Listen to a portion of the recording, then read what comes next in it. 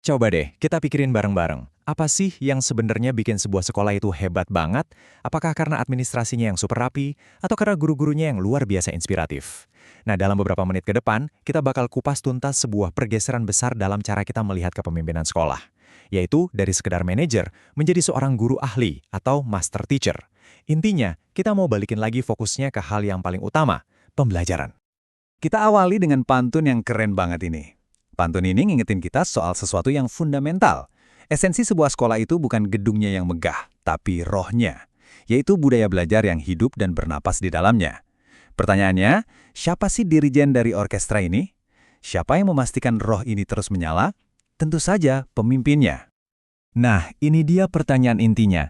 Kalau Anda bayangin seorang kepala sekolah yang hebat, sosok seperti apa yang muncul di kepala Anda? Seseorang yang jago banget ngurusin administrasi, memastikan semua beres dan lancar? Atau seseorang yang benar-benar paham seluk-beluk mengajar dan bisa membimbing guru-gurunya jadi jauh lebih baik? Disinilah letak perbedaannya. Oke, mari kita bedah dilema ini lebih dalam di bagian pertama, manajer atau guru ahli. Ini tuh soal pertarungan prioritas yang dihadapi para pemimpin sekolah setiap harinya. Di satu sisi, kita punya peran manajer. Sibuknya bukan main sama urusan administrasi, fasilitas, keuangan, dan laporan yang kayaknya nggak ada habisnya. Ini penting, jelas. Tapi di sisi lain, ada peran sebagai pemimpin pembelajaran yang fokusnya ada di jantung sekolah, kurikulum, cara guru mengajar, dan gimana siswa belajar. Coba tebak, mana yang dampaknya paling langsung ke siswa? Masalahnya, selama puluhan tahun, kepala sekolah itu seolah-olah terkubur hidup-hidup di bawah tumpukan tugas administratif. Akibatnya apa? Misi utama sekolah, yaitu ningkatin kualitas pembelajaran, jadi sering terpinggirkan.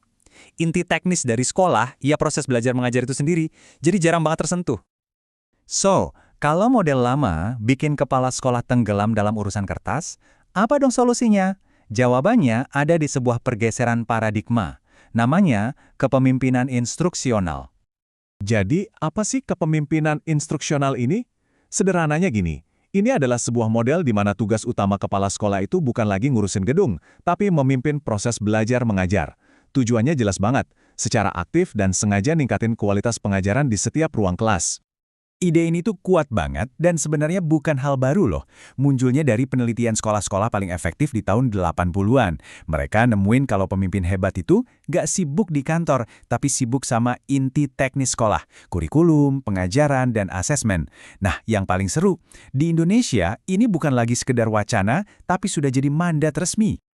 Sekarang, yuk kita lihat cetak birunya. Gimana sih cara menerapkan kepemimpinan instruksional ini dalam prakteknya? Kerangka yang paling terkenal datang dari Hellinger dan Murphy. Dan ini sebenarnya simpel banget, cuma ada 3 pilar. Pertama, definisikan misi sekolah. Jadi semua orang tahu tujuan akademiknya apa. Kedua, kelola program pembelajaran. Nah, ini intinya, benar-benar turun tangan ngurusin kurikulum dan pengajaran. Dan ketiga, ciptakan iklim yang positif dengan membangun komunitas belajar yang saling mendukung. Dan ini poin yang penting banget. Ini bukan sekedar teori dari luar negeri yang kita comot. 3 dimensi yang barusan kita bahas, sekarang jadi fondasi kebijakan resmi untuk kepala sekolah di seluruh Indonesia. Ini adalah perubahan yang sangat mendasar. Nah, ini dia bagian yang paling menarik. Teori global tadi nggak cuma diadopsi, tapi langsung dipetakan ke dalam model kompetensi kepala sekolah di Indonesia. Jadi urusan visi dan pengelolaan pembelajaran, yaitu dimensi 1 dan 2, sekarang masuk ke kompetensi profesional. Sementara urusan membangun iklim positif, dimensi 3, masuk ke kompetensi sosial. Ini sinyal yang kuat banget kalau pemerintah mau kepala sekolah jadi pemimpin pembelajaran sejati. Tentu pertanyaannya, apakah model ini beneran berhasil? Oke, jangan cuma percaya kata saya. Mari kita lihat buktinya dalam angka. 63%. Angka yang besar kan? Tapi apa artinya angka ini? Angka ini luar biasa banget. Artinya, 63% dari naik turunnya kinerja dan kebahagiaan seorang guru di tempat kerja itu bisa dijelaskan oleh seberapa baik kepemimpinan instruksional di sekolahnya. Simpelnya gini, kalau Anda mau guru yang hebat dan bahagia, cara kepala sekolah memimpin itu penting banget. Kenapa ini jadi penting? Pertama, ini artinya kualitas mengajar jadi lebih baik. Kedua, guru jadi lebih bahagia dan puas sama pekerjaannya. Dan ketiga, ini jadi bukti sahih kalau kepemimpinan instruksional adalah kunci utama untuk kesehatan dan efektivitas sebuah sekolah secara keseluruhan.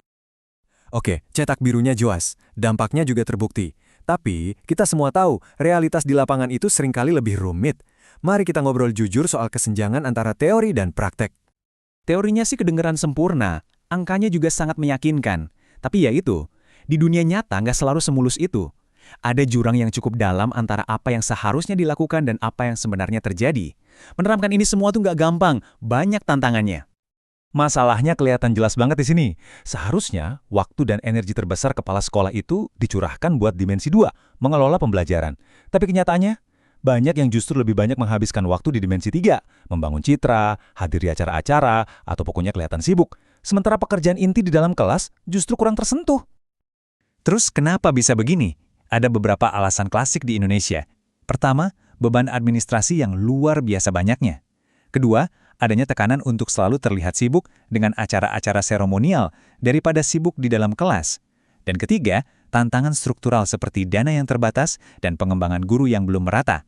Semua ini menarik kepala sekolah menjauh dari peran utamanya. Jadi, poin paling krusialnya adalah ini.